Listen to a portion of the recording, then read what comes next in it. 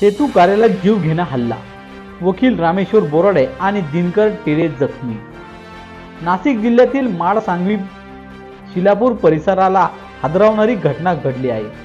सेतू कार्यालयात काम करत असलेल्या वकील रामेश्वर विठ्ठल बोराडे आणि दिनकर वामन टिळे यांच्यावर अज्ञात 4 ते 5 हल्लेखोरांनी धारदार शस्त्राने जीवघेणा हल्ला केला असल्याची धक्कादायक घटना घडली आहे।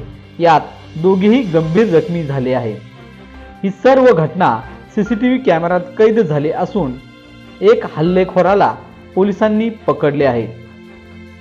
या दरम्यान तातडीने सदर गंभीर जखमी झालेल्या वकिलांना तातडीने जिल्हा रुग्णालयात उपचारासाठी दाखल करण्यात आले आहे।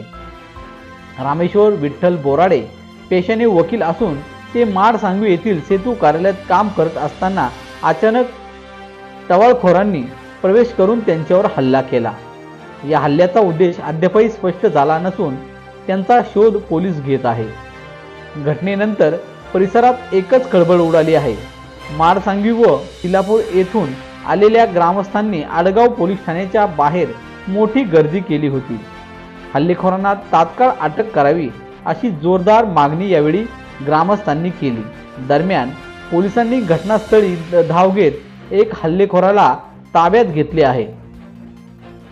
उर्वरित आरोपींचा शोध सुरू असून या घटनेमुळे प्रशासन आणि ग्रामस्थांमध्ये प्रचंड संतापाचे वातावरण निर्माण झाले असून पोलीस या हल्लेखोरांचा कसून शोध घेत आहे।